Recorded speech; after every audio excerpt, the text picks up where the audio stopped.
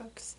My name is Jen, and today we are going to be discussing the books that I finished reading in the month of September.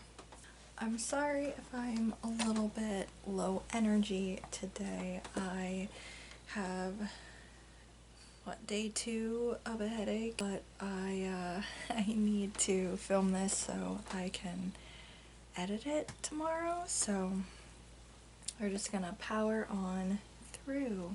So this month I ended up reading 6 books, which honestly this seems to be the theme for this year, has been 6 books per month for like a lot of months. January, February, April, July, and September. So I guess that's a thing that's happening in 2023. It's very odd. Well, first of the books that I finished was The Princess Diarist by Carrie Fisher. This is a memoir. It is actually Carrie Fisher's final memoir that came out, I believe, a few months before she passed, actually. And this one is concerning her time making the first Star Wars movie. If I remember correctly, she also does mention the other movies a little bit, but most of the focus is on the first film, Star Wars, or A New Hope, and concerning like things that happened on set, and also the aftermath of making the film. And part of talking about what happened on set is also concerning the love affair that she had with Harrison Ford, her quite older married castmate. So she talks a lot about that. That is the focus of this, because she found her old diaries that she kept at the time.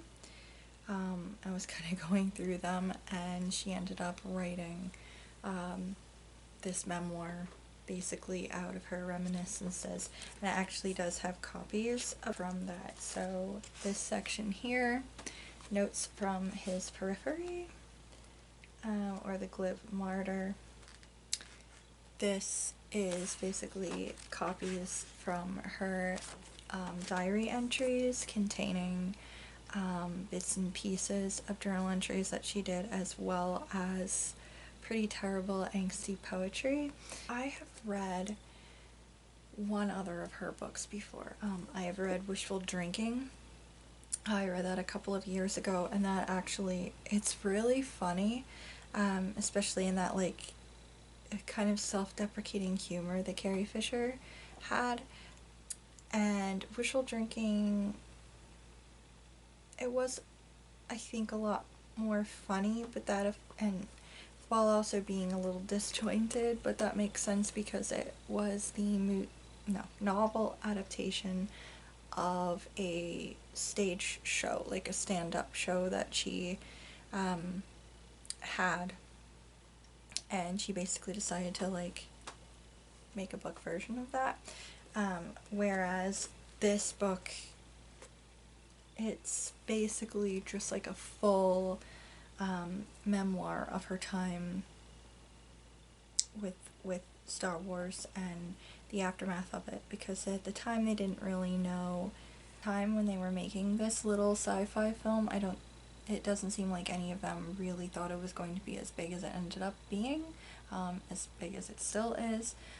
So it's kind of bewildering. So I really liked those portions of it as well, and it was also very interesting to hear about this this affair that Carrie Fisher and Harrison Ford had on the set. So while this is also still pretty funny, because Carrie was a very funny person, there's also, I think, a lot more emotion in this.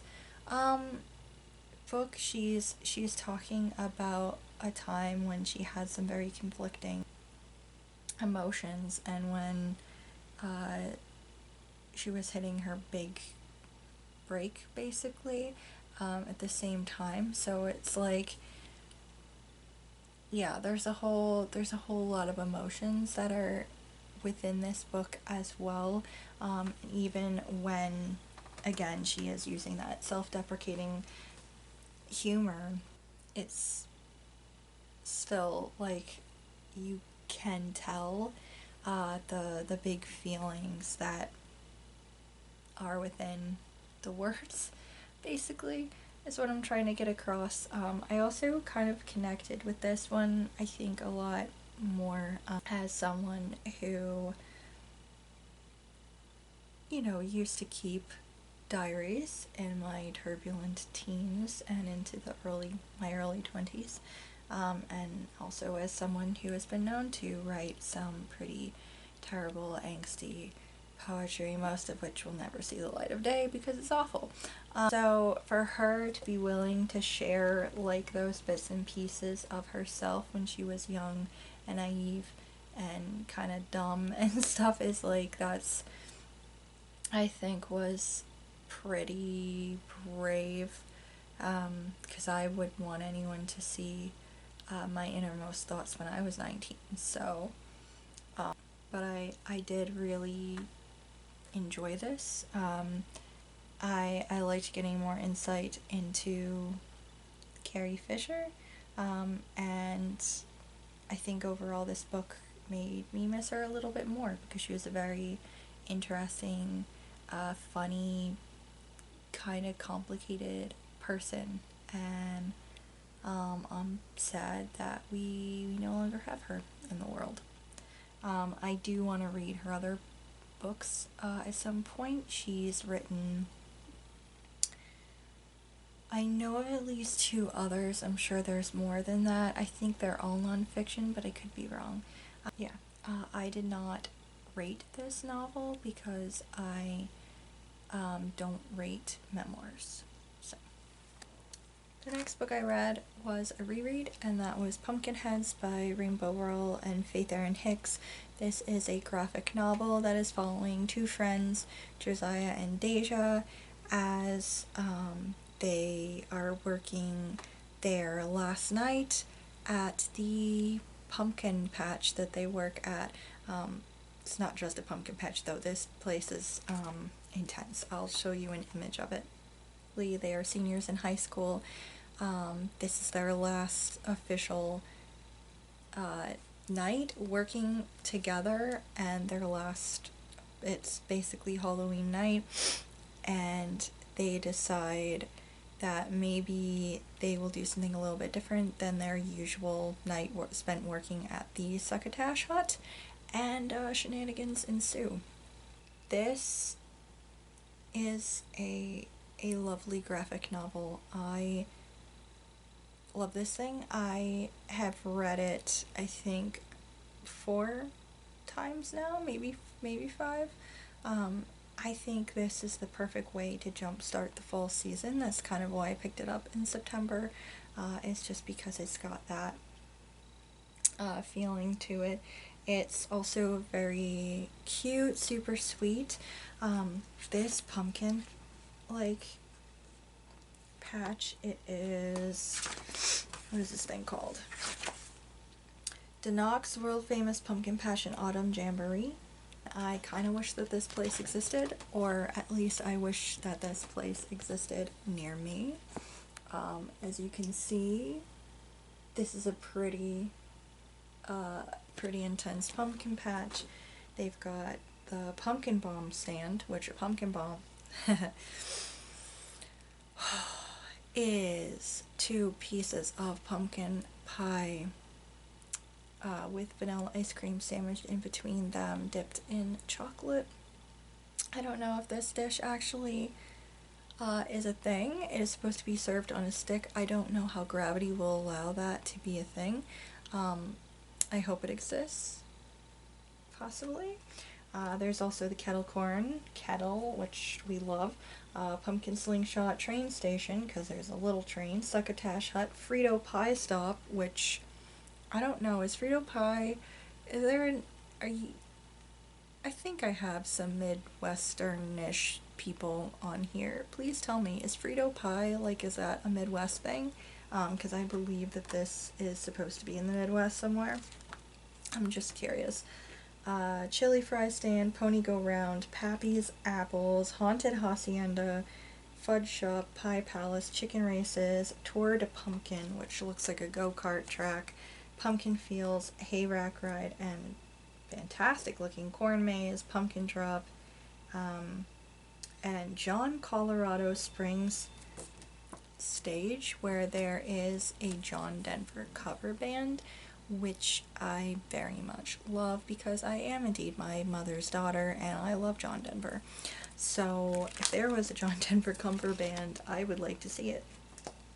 Anyway, this looks like the most fantastic place ever. I really, like I said, I really wish that it existed near me. First and foremost, I really love the facial expressions of the characters and the way their emotions are expressed through those facial expressions, through their body language and things. I really enjoy that. I really like the color palette, basically, of this whole graphic novel. It is so autumnal, and just, it's great. Like I said, it's very cute, very sweet, beautiful colors, perfect start to fall. Love all the food descriptions, except for succotash. I actually had to look that up because I've never eaten that in my life. I guess it's got lima beans in it, which is an instant no from me. But if you enjoy succotash, more power to you, I guess. This is a very, just, yeah, it's a sweet story. And I do think it is the perfect thing to pick up at this time of year. Great reread, 5 stars forever, yeah. The next book I read was also a reread, and that was Sans Tea Party by Raymond Yee.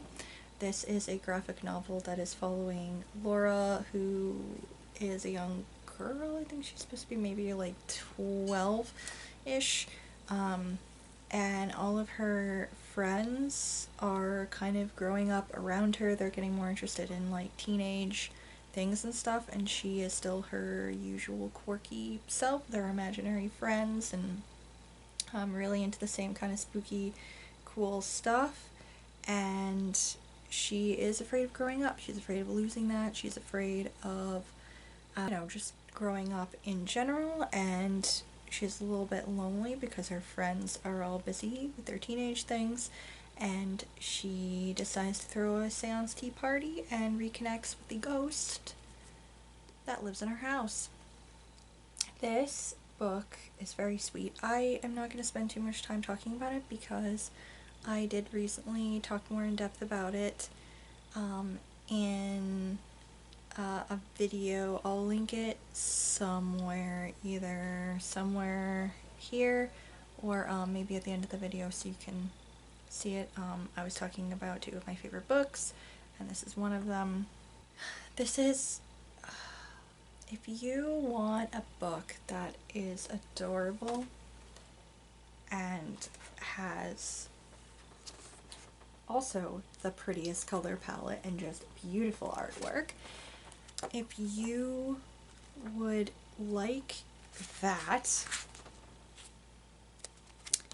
but you would also enjoy to have your heart completely ripped out of your chest, and then very carefully put back in again, I would highly recommend picking this book up. I think it is another perfect book to read for this time of the year, although you don't have to read it in the fall. The first time I read it, when was that? It was either spring or summer. But I'm a spooky gal, so I enjoyed the aesthetic all year long. So yeah, I don't think it's a book that you necessarily have to read in the fall, but I think it just adds to the experience if you read it this time of year. Yeah, it's a very very sweet story. Be prepared to cry. Because that's the thing that is probably going to happen. But it is so beautiful, so beautifully told, and pretty sure this is for kids. Yeah, it's a junior library guild selection. So it's definitely like, I think, geared towards like middle grade. But I think that it ends up discussing friendship, um, losing, maintaining friends, growing up, growing older, death. I think it kind of tries to tackle those things in a very carefully done, but also beautifully done way. And yeah, I think Us, honestly, is one of the most beautiful books I've ever read. And I highly, highly recommend it. I love it a lot. It is 5 stars forever and ever. The next book I read was also a reread, and that was Sacred Sins by Nora Roberts. This is set in Washington, D.C. It was written in 1984 or 5, I think, which it's definitely dated, and you can tell that. But I think the time gives it some context for some of the contents. Yeah, so this is set in Washington, D.C., and it starts in like the summertime and goes through the winter time. A young woman's body was found in the streets. She has been strangled with the... I'm a terrible former Catholic because I cannot remember what this is called.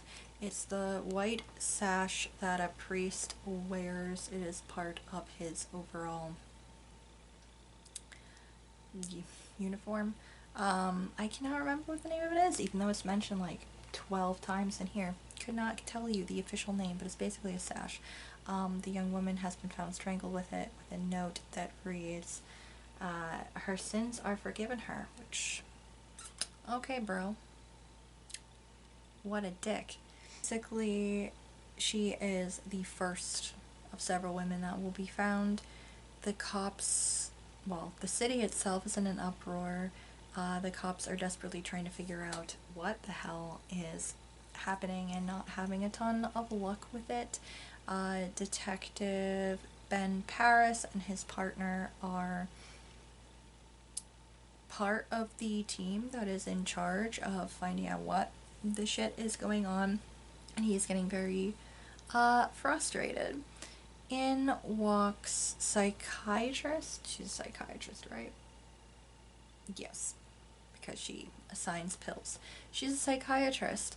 Dr. Tess Court, who is one of the best psychiatrists in the country, basically. She walks in to help them basically make a psychological profile to help them get a little bit closer to catching this terrible person. Things get complicated because her and Ben are attracted to each other, but they also keep knocking heads all the time. Ben very much wants to catch this bastard and have him be punished, and Tess very much wants to find this person who she sees is crying out for help and is in mental duress and wants to help them. Two very opposing thoughts on this. He does not believe that psychology is a good thing. He's got personal reasons for that. And she just has a whole bunch of compassion for people. I guess I will say that I didn't really like any of the characters in here.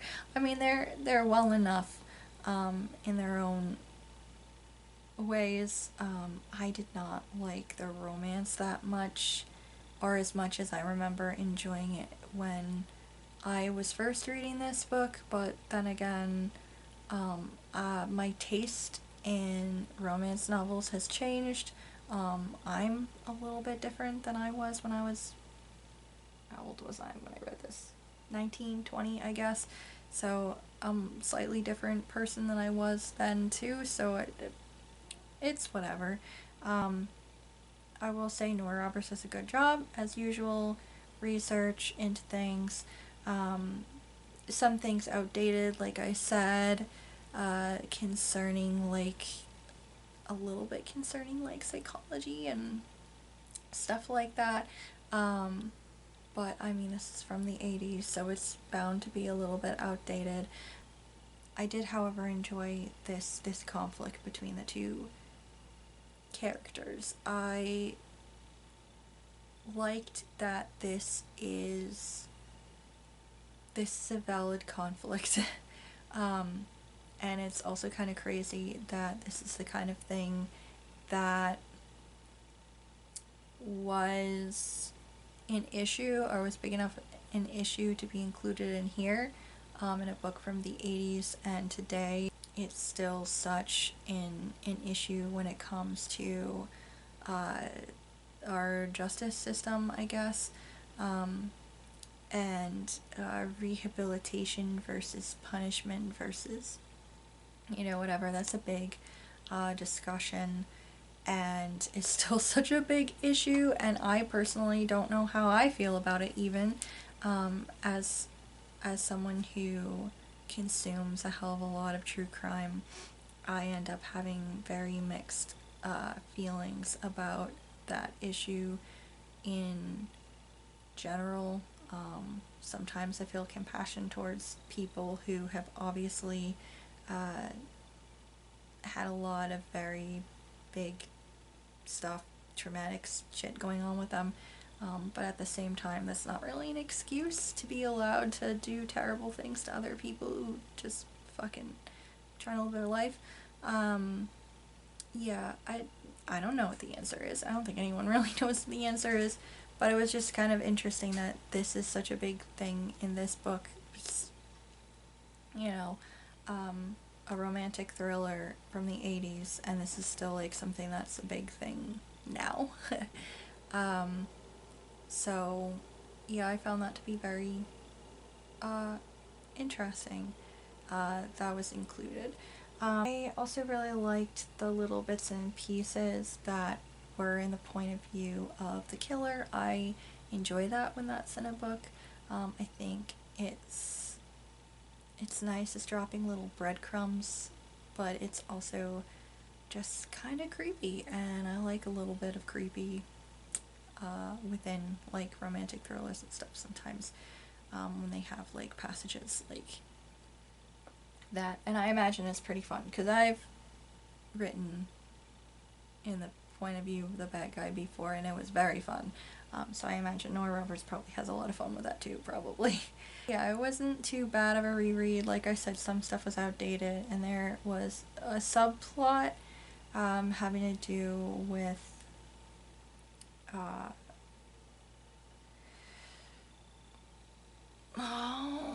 it's a spoiler. Oh, but it's also kind of a,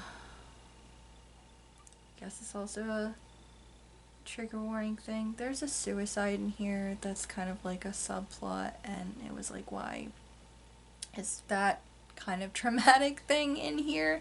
Like, on the one hand, I get it, because it's like showing more insight into one of the main characters, but at the same time, it's also kind of like, yo, why did you put this as a plot device kind of thing? Still not too bad of a reread. I gave this like 4 stars. Another book that I read was The Mystery of the Blue Train, and this is a mystery novel by Agatha Christie, and it's a Hercule Poirot novel. So this is Poirot on the Blue Train. He is headed to, like, the Riviera, right? Yeah, he's headed to the Riviera. There is a murder that takes place on the train. This rich heiress has been killed, and Poirot kind of inserts himself to assist a little bit, and then ends up being asked by her very rich American father to personally take on the case, because he's not completely confident in the French police, and he would like the famed detective to assist in finding out who did this to his only daughter. This book has some twists and turns. A regular old twisty turny book. I really enjoy when Poirot has another person that he just kind of pulls in randomly to help him, kind of act like his Watson, or rather his Captain Hastings, someone to help him out with things. Although I do have to say that the person he pulls into his little detective help this time is a lot more capable than Hastings, I think. Yeah, I enjoyed this. I like it when there's a murder mystery on a train, although, you know, this only one section of it takes place on the train. Most of it is off of the train. But that was still like an enjoyable part of it. I always have mixed feelings when Americans are included in a Christie novel, because they're usually portrayed as really kind of cold and calculating, and also ridiculously rich, and really obnoxious. And I mean, then again, I I I watch a couple of YouTubers who live in like Japan, and they're both from like Britain, and they have other friends that they'll have on. They'll have like Japanese friends and Canadian friends and Australian friends on, but then they also have a couple of American friends that they'll have on occasionally, and every time it's like the American friends that are on, they're always yelling. Like the volume goes up, and they're really a lot, and it makes me cringe and go, oh my god, is that what we're like? That's just, in comparison, that's just our personalities. Holy shit. So I mean, I guess that's fair. I guess that's a fair description. Yeah, okay, never mind. I do have to say though, okay, so I don't think that the victim was the world's greatest person, but I also kind of don't really like that idea of, gee, well, whatever. Almost like it's no great loss entirely, but at the same time, I mean, Poirot's gonna investigate it, because we can't have murder. She maybe wasn't the world's greatest person, but it's not like she was a murderer herself, so he's like, I gotta, figure this out and stuff. But I don't know, that was something I had a slight problem with. Just like it not really being like almost like it being kind of her fault sort of thing, which, I mean, she wasn't exactly smart how she handled some things, but that's besides the point. I really liked the characters that were introduced here. I feel like I think this might be a reread too. I've read so many of her novels at random times in my life that I honestly can't keep all of them straight anymore. But I feel like I might have read this one several years ago. Though, at the same time, I did not guess who the killer was. There were like 2 possibilities, and I could not make up my mind which one of them was it until like the very end when it's revealed. I was like, oh, duh. Overall though, very interesting. Papa Poirot with his attempts at matchmaking, gotta love it. Yeah, I enjoyed it. I will say I don't think anything was like a major standout thing to me. There's like some thieves that are kind of in here as well, which I always enjoy in an older book, when there's like, jewel thievery and stuff like that going on. I don't know why I like that, but I like jewel thievery and heists and stuff like that. This is just something I kind of enjoy in in general, because I like some of my favorite movies have that, like The Italian Job, for example, and like To Catch a Thief. I really, and oh, How to Steal a Million. That's my favorite of that kind of like heist genre stuff with like Peter O'Toole and Audrey Hepburn. My God, I love that movie. Um, I just kind of like the heist thing, um, but yeah, I liked the like heist adjacent jewel thievery switcheroo stuff going on in here. I did really enjoy that. Um, but I will say, other than that, really, it didn't really stand out too much as a Poirot, I guess. I mean, he's doing things in here. He's definitely a part of it, but I wouldn't call it one of the most brilliant ones, despite the fact that I didn't quite guess it. I mean, I still didn't quite guess it, so it's brilliant in that case because I didn't quite guess who the killer was or anything. But yeah, I would not say this is one of her absolute standout ones, like Roger Ackroyd or Murder in the Orient Express, or I don't think it's one of her super memorable ones that I've read before, I guess. So, yeah. But I still enjoyed reading it. I gave this one, what did I give it? Did I give it 5 stars or 4 stars? It looks like I gave it 5 stars. I don't know. Earlier in September, me thought a lot more, I guess. The last book that I completed in September was Bleak House by Charles Dickens. I finally finished this bastard. Okay, so this is a very intense book. It's like 900 pages of brilliance. This is basically a story woven together involving a lot of characters. At the heart of the story, however, is a court case between Jarndyce and Jarndyce, or Jarndyce and Jarndyce, maybe? I'm not 100% sure how to pronounce this. I've been calling it Jarndyce the whole time, so that's what we're going to say. It's basically between two branches of the Jarndyce family.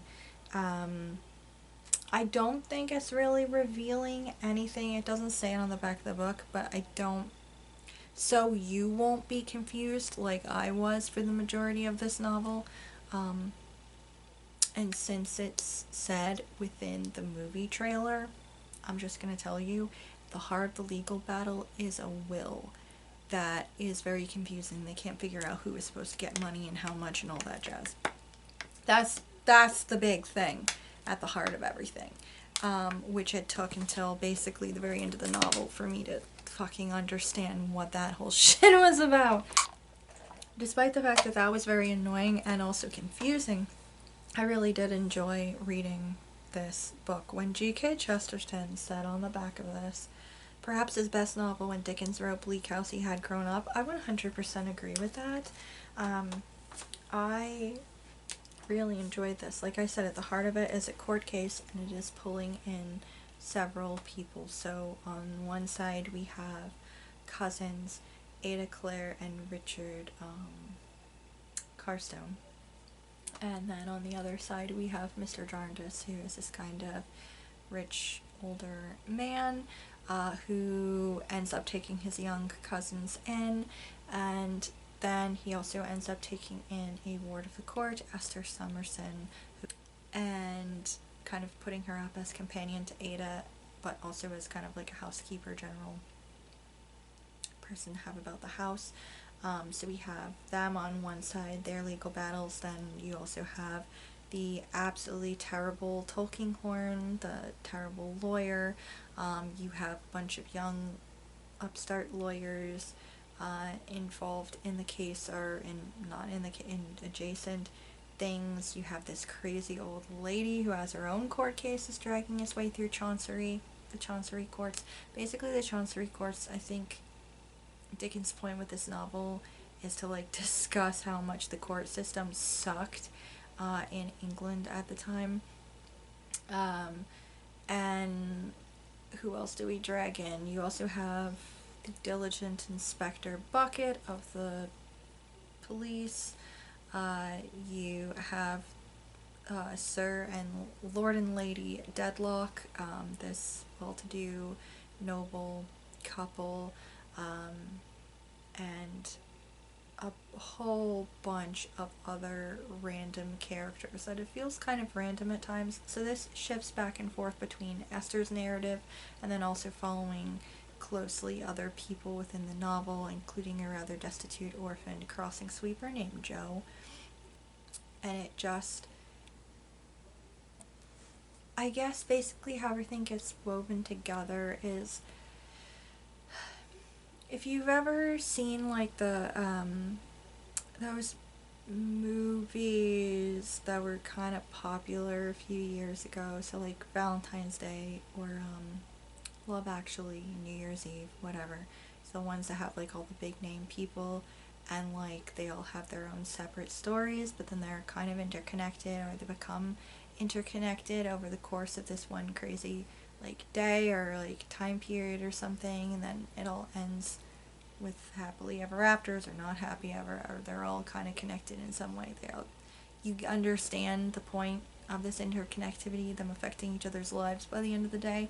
That is a terrible way for me to describe this because this is way more well written than those movies, but it's that kind of general idea of all of these separate little people that you're learning little bits about and how they connect with each other and who knows who and who's connected with who and how that is, and like it's all kind of pulled together in that way, and I found that to be very fascinating. And every time I connected another dot or another group of people came together, I was like, oh shit, really? Oh my god. Very interesting. In my head, I kept kind of comparing this overall to the experience of reading a Dumas, just because this is a massive fucking book, and Dumas is lately the person of massive fucking books that I've been reading. I think this was woven together as carefully as The Count of Monte Cristo, but maybe less action than Dumas typically has, because Dickens has like action, but it's not like the same level at all. There's no swashbuckling going on. A lot of it is his words and descriptions, which is not necessarily a bad thing. And I'm saying this as someone who has a really hard time with a lot of descriptions. This is the reason why I DNF'd Rothfuss and why I've had such a hard time getting into Tolkien, because overly descriptive writing usually is just really boring to me, or overwhelming, but not somehow in a Dickens, because there's just something about the way that he words the descriptions. He makes you have visceral reactions to the descriptions. He makes you want to be in the story, no matter if it is a pleasant place or a not so pleasant place. And we discuss a lot of not so pleasant places in here. We spend a good chunk of this within the London slums at the time, which did not smell great and was kind of dangerous. But it still makes you want to almost step into the book so you can be there and experience it, because it feels almost like you could just step through and really be there based on how well his descriptions are done. And they're also like, they get the job done, and that's kind of the level that I would like to reach at some point, to be able to beautifully describe something that not only gives you an idea of what the person looks like, but also their entire temperament and character, and or the setting, and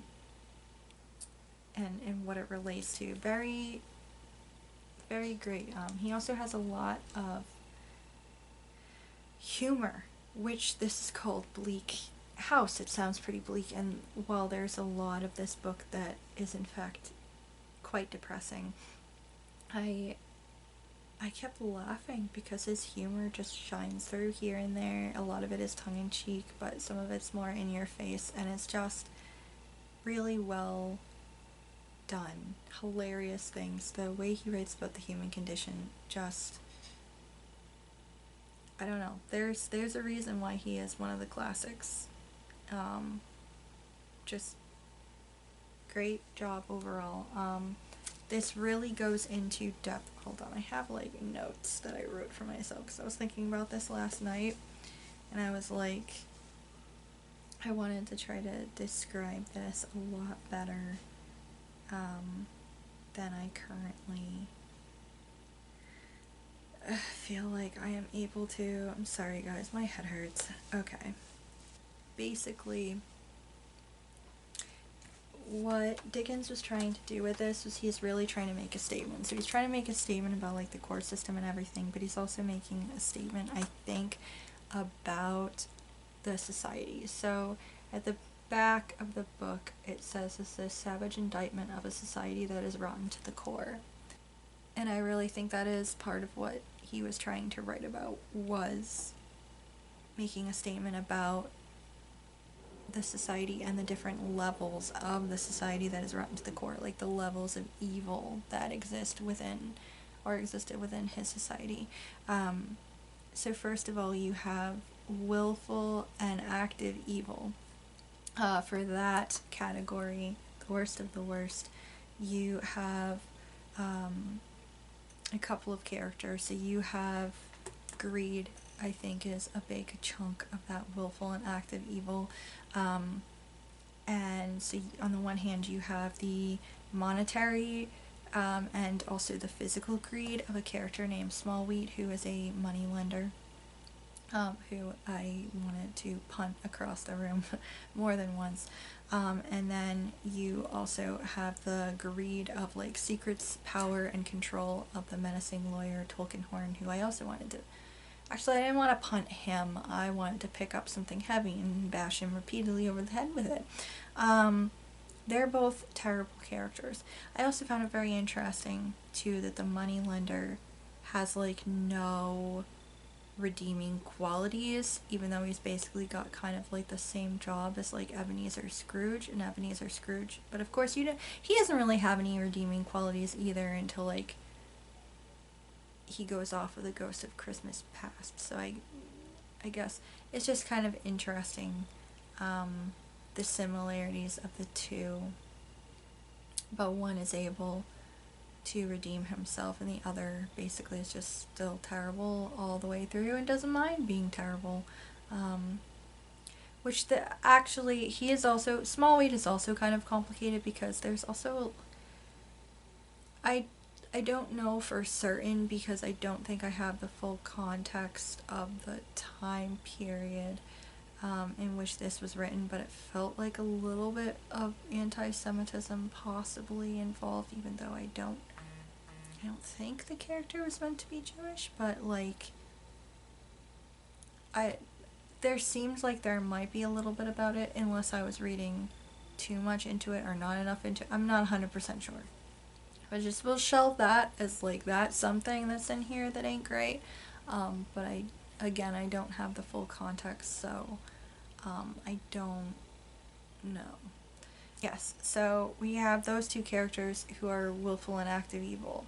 And then you move downward a little bit, and maybe not quite as bad as them, but there's still like a different level of evil, and that's just like a selfish, almost like ignorance, like malicious ignorance, for example, of a character in here called Skimpole, who basically is a burden upon others on purpose.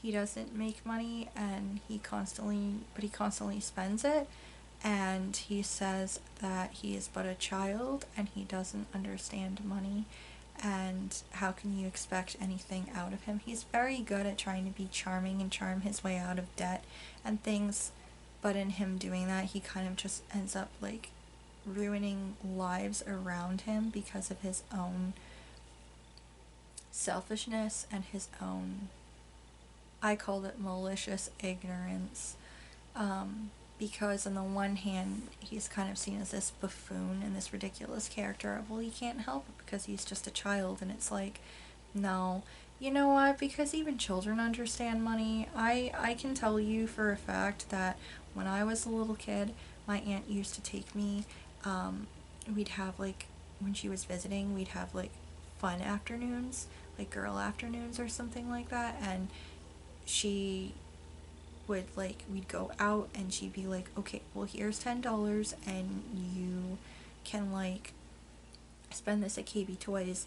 And we would go, and this wasn't like all the time, it was just when she visited, but she'd be like, okay, here's $10 and you can, like, get something at KB Toys. And I knew enough about money and shit that I, like, calculated in my head carefully how I could spend a portion of that $10 on, like, I don't know, like, I could figure out what I wanted, like, what cool Western cap guns that I could get or whatever, but still have enough money left over to persuade her to stop at McDonald's so I can get a Happy Meal before we went back to my grandparents. So, like, I was pretty good at figuring out financial stuff and also understanding the worth of money and stuff like that at the time. So I think, like, kids can totally grasp that. This guy is just using excuses for being a piece of shit. Yeah, I hated him the whole way through too. I wanted to smack him upside of his stupid face. So yeah, we have his malicious ignorance, then we have the selfishness and self-importance of, I can't remember this guy's name, but he's, like, obsessed with deportment, and that's just, like, his big thing is deportment, often to the detriment of the people around him, especially his son. And he is absolutely ridiculous. He's also a buffoon. And he only cares about what's best for him, and what helps him be like this master of deportment and everything. And then you also have the self-importance and superiority of this woman named Mrs. Jellyby, who is so focused on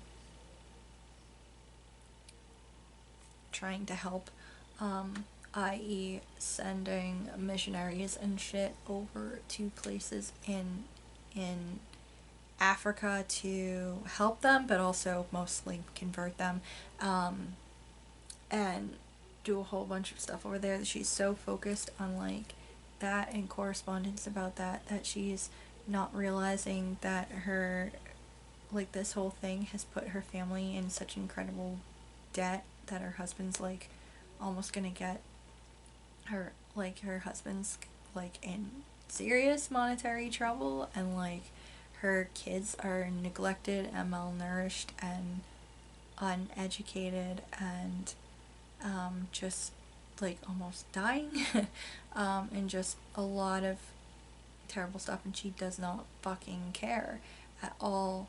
And then on the same side of that, you also have Reverend and his wife, who also are full of this, like, self-importance and superiority of how they're going to help people, but, you know, in this very strict sense of that's kind of like helping them, but mostly because that makes them look good kind of thing, is ridiculous. So you have, like, those amounts of evils, then you have, like, the aristocratic family, the Deadlocks.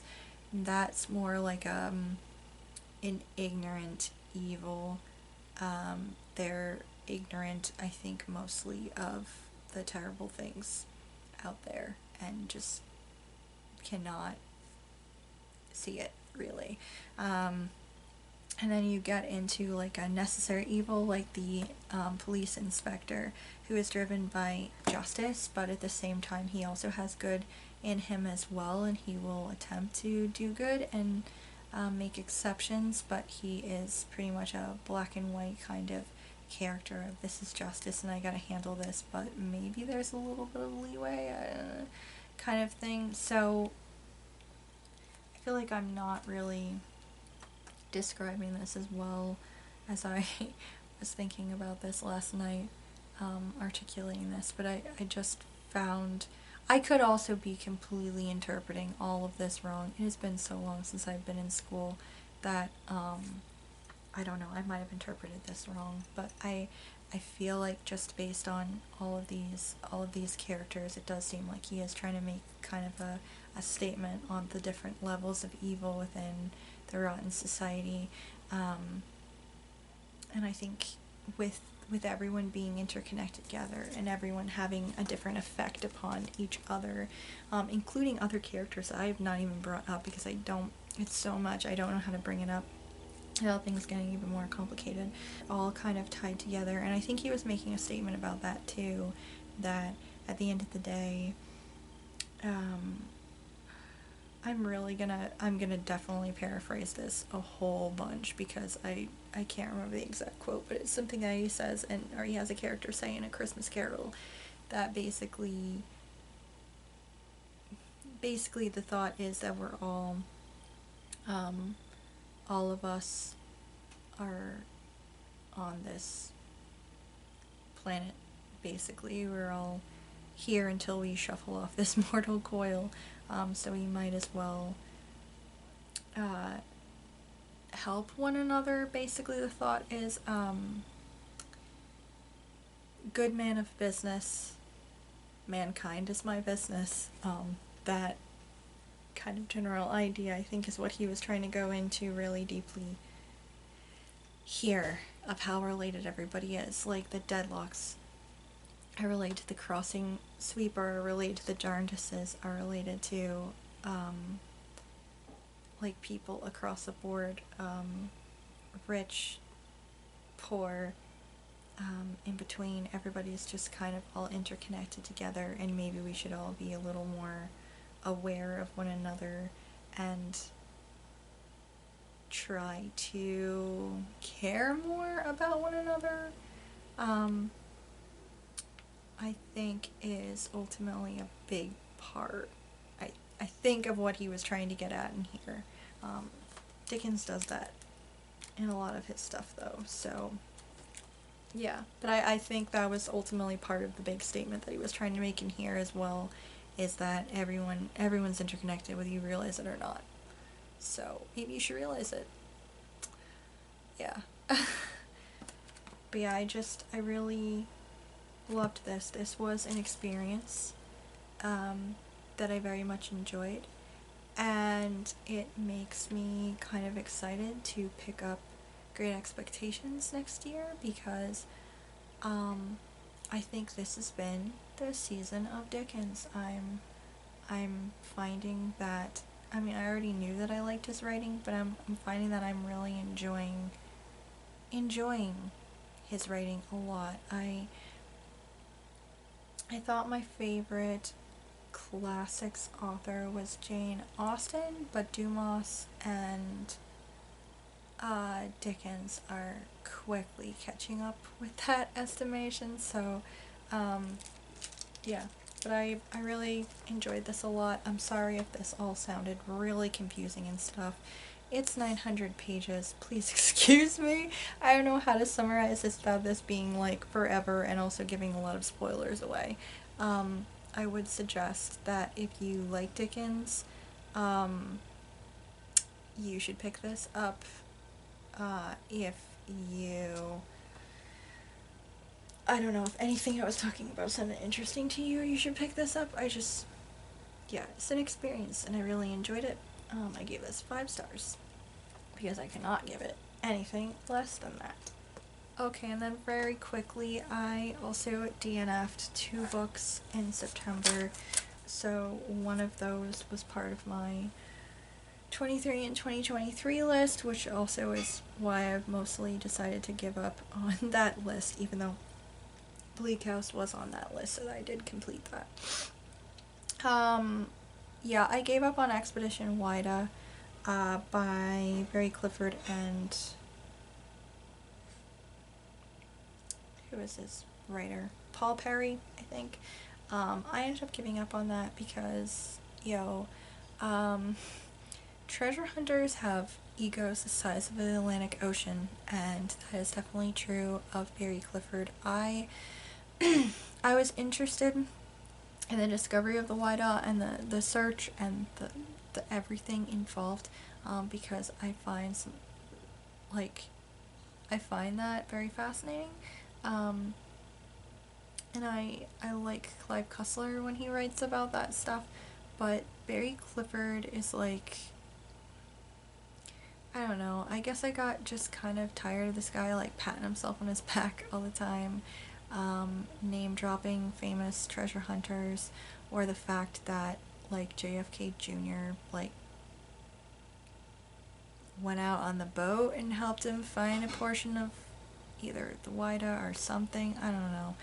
I was like, okay, well that's wonderful for you. I'm so glad. I don't know, just a lot of name dropping and a lot of ego and stuff, and I just kind of got really tired of it, so I gave up. And then I also DNF'd an audiobook I started listening to on Spotify. It was Billionaire's Second Chance Bride, and that is by... I didn't write it down. Shadonna. Alright, editing Jen, you're gonna have to put this in too.